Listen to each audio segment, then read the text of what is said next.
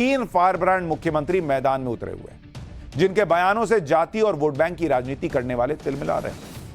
अगर इंडी गठबंधन की कास्ट पॉलिटिक्स का झंडा राहुल गांधी और अखिलेश यादव ने उठाया हुआ है, तो बीजेपी की तरफ से उसके तीन दमदार सीएम योगी आदित्यनाथ, मोहन यादव और हिमंता बिस्वा शर्मा तीनों हिंदुत्व की राजनीति को धार देने में लगे हुए हैं।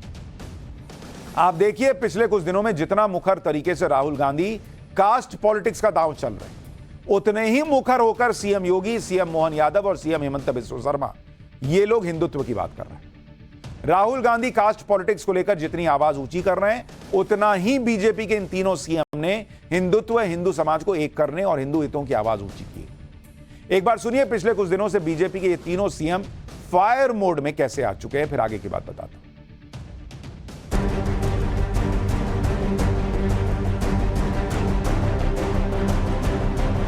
जब हम एक रहेंगे, नेक रहेंगे, तभी नेक रहेंगे, बटेंगे तो कटेंगे।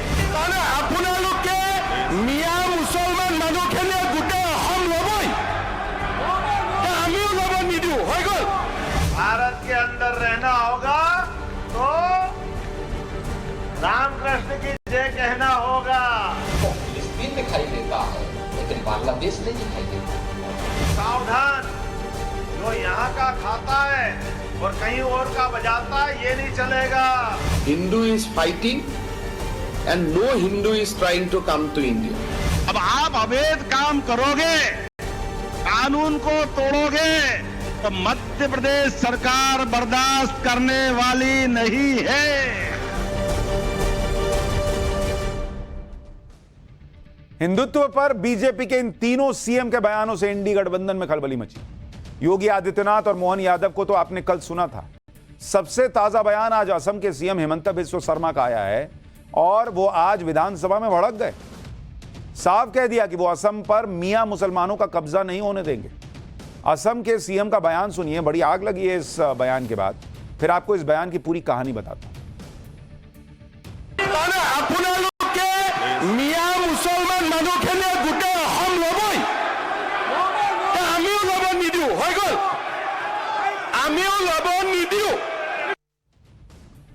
दरअसल असम की विधानसभा में नाबालिग से रेप के केस में लॉ एंड ऑर्डर के मुद्दे पर विपक्ष की तरफ से लाए गए स्थगन प्रस्ताव पर असम के सीएम जवाब दे रहे हैं, जिस पर जोरदार हंगामा हो गया। असम के सीएम ने खास तौर पर मियां मुस्लिम का जिक्र करते हुए कहा कि वो उनको असम पर कब्जा नहीं करने देंगे। सीएम हिमंता ने कहा कि अगर जनसंख्या वृद्धि को ध्यान में रखा जाता तो अपराध दर में वृद्धि नहीं होती।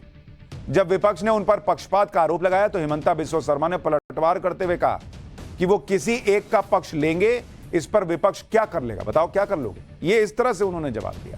हिमंता बिस्वा शर्मा ने कहा कि कांग्रेसी उन पर तुष्टीकरण का आरोप लगाते हैं, लेकिन सच सुन लीजिए, जब मुस्लिम बहुल क्षेत्र में एक मुसलमान हिंदू पर अत्याचार करता है और वहां के स्थानीय विपक्ष के विधायक पीड़ित परिवारजनों से मिलते भी नहीं, लेकिन उनके मंत्री पीड़ित से मिलने जाते हैं, यह हिमंता ने कहा। हिमंता ने जोर देकर कहा कि लोअर असम से लोग अपर असम क्यों जाएंगे, ताकि मियां मुसलमान असम पर कब्जा कर सकें। हिमंता ने कहा कि वो ऐसा नहीं होने देंगे। अब मियां मुस्लिम से हिमंता बिस्वा शर्मा का मतलब क्या है, यह भी आपको जानना चाहिए। असम में बीजेपी सरकार बंगाली बोलने वाले मियां मुस्लिम और असमिया भाषा बोलने वाले स्वदेशी असमिया मुसलमान को अलग अलग मानती है। ऐसा माना जाता है कि बंगाली बोलने वाले मुस्लिम ईस्ट पाकिस्तान से आए हैं और ये मूल रूप से असम के नहीं हैं। ऐसा माना जाता है कि धीरे धीरे इनकी संख्या असम में इतनी बढ़ गई कि अब असम की 126 में से 30 विधानसभा सीटों पर निर्णायक भूमिका में। पिछले साल ही बीजेपी सरकार ने राज्य के स्वदेशी मुसलमानों की सामाजिक आर्थिक स्थिति जानने के लिए सर्वे कराने की बात कही। असम में मुस्लिम आबादी का बढ़ना एक बड़ा मुद्दा है। आरोप लगते हैं कि बॉर्डर स्टेट होने की वजह से पड़ोसी देश से मुस्लिम असम में आते हैं और यहां बस जाते हैं।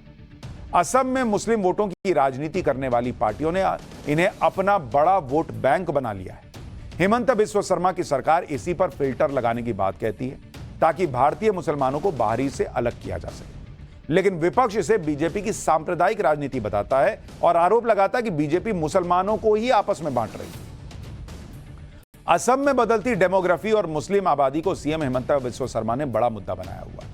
हिमंता बिस्वा शर्मा का दावा है कि 2041 तक असम में मुस्लिम बहुसंख्यक हो जाएंगे।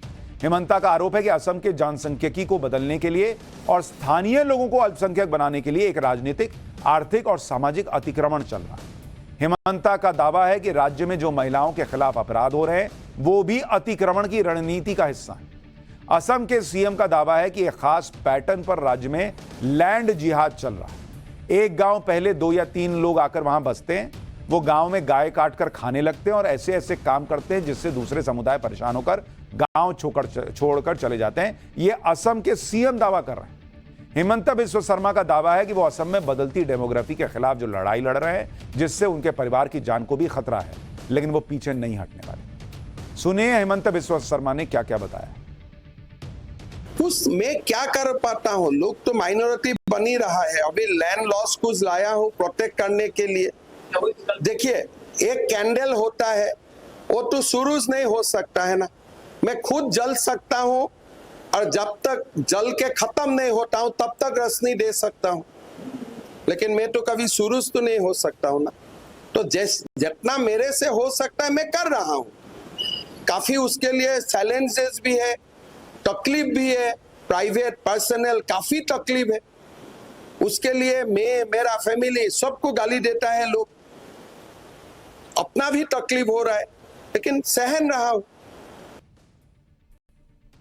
हिमंता बिस्वा शर्मा की तरह यूपी के सीएम योगी आदित्यनाथ भी मुखर होकर हिंदुत्व की राजनीति कर रहे हैं। बांग्लादेश की बात करते हुए सीएम योगी ने देश के हिंदुओं से कड़वे शब्दों में साफ साफ कह दिया कि बटेंगे तो कटेंगे, एक रहेंगे तो नेक रहेंगे। सीएम योगी के इस बयान पर विपक्ष ने खूब हंगामा मचाया, लेकिन योगी आदित्यनाथ अपने बयान पर कायम है। उनको वो अनअपोलोजेटिक हैं। उनको नहीं लगता कि उन्होंने कुछ गलत कहा। उनको लग रहा है कि भाई हिंदू को बांटने का प्रयास हो रहा है और बटेंगे तो दिक्कत होगी। सुनिए योगी ने क्या कहा था, जिस पर बड़ी आग लगी हुई। राष्ट्र से बढ़कर के कुछ नहीं हो सकता, कुछ नहीं हो सकता। और राष्ट्र तब सशक्त होगा जब हम एक रहेंगे, नेक रहेंगे, तभी नेक रहेंगे। बटेंगे तो कटेंगे। आप देख रहे हैं ना, बांग्लादेश में देख रहे हो ना, तो वो गलतियां यहां नहीं होनी चाहिए। बटेंगे तो कटेंगे, एक रहेंगे तो नेक रहेंगे, सुरक्षित रहेंगे और समृद्धि की पराकाष्ठा को पहुंचेंगे। हमें विकसित भारत की संकल्पना को साकार करने के लिए कार्य करना है। सीएम योगी कह रहे हैं कि हिंदू बटेंगे तो कटेंगे, तो एमपी के सीएम कह रहे हैं कि देश में रहना है तो रामकृष्ण की जय कहना होगा। जन्माष्टमी के मौके पर मोहन यादव ने क्या कहा था वो भी आपको याद दिलाता हूं, क्योंकि ये सारी बातें विपक्ष के खेमे में तो हड़कंप मचा रही हैं, लेकिन देश का एक बड़ा वर्ग ये कह रहा है कि ये बीजेपी की वो हिंदुत्व वाली पॉलिटिक्स है जिसने लोगों को बीजेपी से जोड़ा था। और आज बीजेपी के कई मुख्यमंत्री हिमंता, योगी और मोहन यादव खुलकर उसी हिंदुत्व की राजनीति कर रहे हैं। एक बार उनका बयान सुनिए, फिर इस बयान पर ओवैसी क्या कह रहे हैं वो भी सुनाता हूं। रहीम, रसखान यहां की माटी में अपने आप को जोड़ करके चले तो आज सदियों से उनका हम स्मरण करते हैं। लेकिन सावधान, जो यहां का खाता है और कहीं और का बजाता है, ये नहीं चलेगा। भारत के अंदर रहना होगा तो रामकृष्ण की जय कहना होगा। मोहन यादव के इस बयान पर भी जबरदस्त हंगामा हो रहा है। एआईएमआईएम अध्यक्ष असदुद्दीन ओवैसी तो उनके बयान से भड़के हुए हैं। सुनिए ओवैसी को। उनके बाप का तो नहीं खाते हम देश का है, देश हमारा है। अब वो ना किसी के घर से दे रहे हैं ना किसको कर रहे हैं। अब ये वो बता दें कि 10 साल में इस देश के 5% जनता के पास 60% दौलत कैसे आ गई, कैसे आ गई बताइए। संविधान का डायरेक्टिव प्रिंसिपल है equal distribution of property resources, वो क्यों नहीं हो रहा है। तो आप तो सिर्फ चंद इंडस्ट्रियलिस्ट को ही खिला रहे हैं। आपको वो नहीं दिख रहा कि सबसे ज्यादा मेल नरिश स्टंटेड बच्चे भारत में हैं। क्या आपको नजर नहीं आ रहा कि करोड़ों लोग इस देश में भूखे सोते हैं। ओवैसी जैसे नेताओं की तिलमिलाहट से साफ है कि बीजेपी का तीर निशाने पर लगा है। वैसे यूपी के सीएम योगी आदित्यनाथ के साथ साथ इन दिनों एमपी के सीएम की भी खूब चर्चा हो रही है। जैसे यूपी में योगी का बुलडोजर गरजता है, वैसे एमपी में मोहन यादव भी बुलडोजर मॉडल को पकड़े हुए हैं। बीजेपी के ये दोनों सीएम हिंदुत्व के अलावा राष्ट्रवाद के मुद्दे पर भी जबरदस्त तरीके से बोल रहे हैं। कुछ दिन पहले सीएम योगी ने कहा था कि पाकिस्तान या तो खत्म हो जाएगा या उसका भारत में विलय हो जाएगा। अब मध्य प्रदेश के सीएम ने कह दिया कि आज नहीं तो कल काबुल भी हमारा होगा। सुनिए दोनों मुख्यमंत्री। लेकिन हमारा संकल्प है, महर्षि अरविंद ने जो 1947 के पहले घोषणा की थी, आजादी की त्रासदी, देश की विभाजन की त्रासदी आजादी के मिलने के बाद अक्सर उन्होंने इस बारे में अपनी चिंता व्यक्त भी की और उन्होंने इस बात को कहा था कि आध्यात्मिक जगत में पाकिस्तान कोई वास्तविकता नहीं है,